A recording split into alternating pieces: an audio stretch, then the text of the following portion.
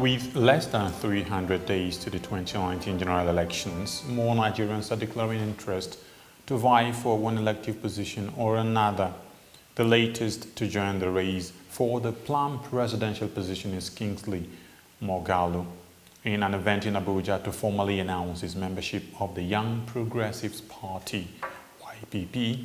The political economist disclosed that his mission is to bring political order in the country. He said that the coming of the new party will bring succor to Nigerians who, according to him, have been denied responsible leadership for long. Under my presidency, we will establish a massive venture capital fund of minimum capital 500 billion from the government, most likely another 500 billion from the private sector. Public-private partnership, 1 trillion. That venture capital fund will begin to invest in the mass production of these inventions. Efforts are being made to give young Nigerians aspiring for careers in filmmaking an opportunity to realize their goals. This was the thrust of an event held recently in Abuja to unveil Nollywood Idol. Organizers of the event expressed confidence at the opportunity it will provide to aspiring actors in the country. TVN News correspondent was there and compiled this report.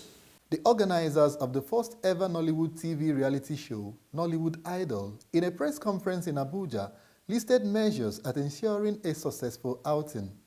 The Talent Hunt reality show promises to provide a platform for individuals with talent and interest for acting to pursue their dreams in the Nigerian movie industry. Chief Operating Officer of the group, Joe Musa, narrates the journey to organizing the event. This idea came in about 3 years ago. There are people passionate to join the industry, but they don't have the opportunity. I just thought, okay, it's the best thing to do. Not for any reason, but for the fact that, okay, you're giving people that opportunity. Nollywood actor Paul Sambo gives insight into the forthcoming reality TV show. Nollywood Idol is a TV internet reality show that rewards a 3 integral part of the movie industry in acting, which is acting, scripting, and directing.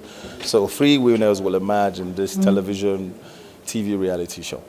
The first Nollywood reality TV show is centered on acting, script writing, and directing, and it will be a gateway for people to showcase their talents. It's a platform to give all these people who have always craved to, for a place to showcase their talent. It has given them a platform to showcase it. Something that's going to portray Nigeria in a very good light to everybody else around the world. So it's very creative, it's very enterprising, it's very educative, and it's wonderful. I think everybody will want to key into this. So this is a platform. It's beyond a project, a platform, a system we are going to be running for several years to come.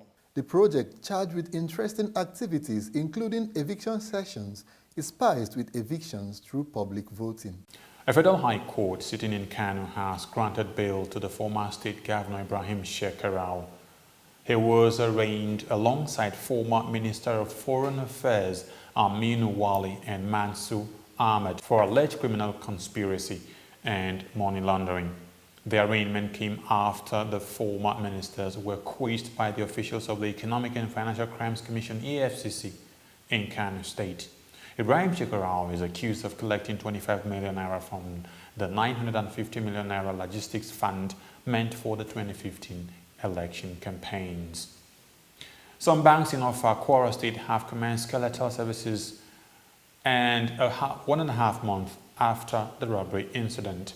5 commercial banks and 1 microfinance bank were robbed in April with more than 30 persons killed. Security around the bank premises have been beefed up with police conducting stop and search on vehicles.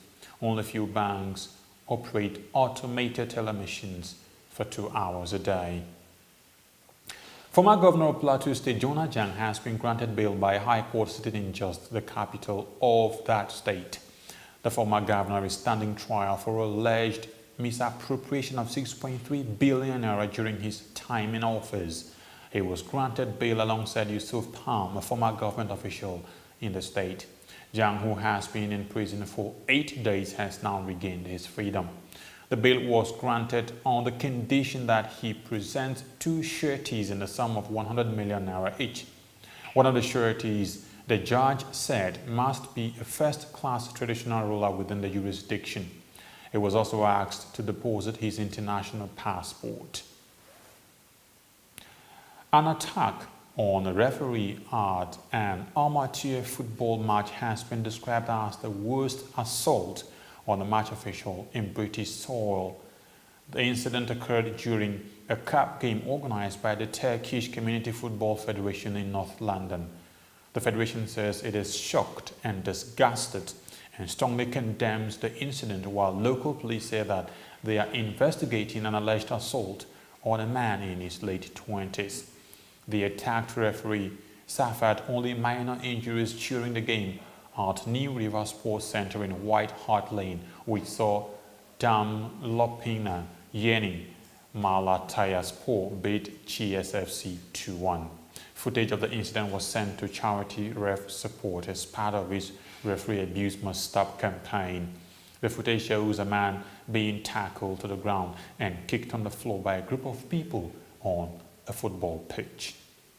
Canada's largest city is activating an emergency contingency plan to shelter refugee claimants as it prepares for an influx of migrants this summer.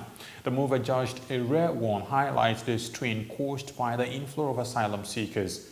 Toronto will house 800 asylum seekers in college dormitories over the summer. More than 27,000 asylum seekers have illegally crossed the border between Canada and United States since U.S. President Donald Trump came to office last year. The influx has strained Canada's backlogged system for assisting people seeking refugee status, leaving aid agencies scrambling to meet growing demands for housing and social services.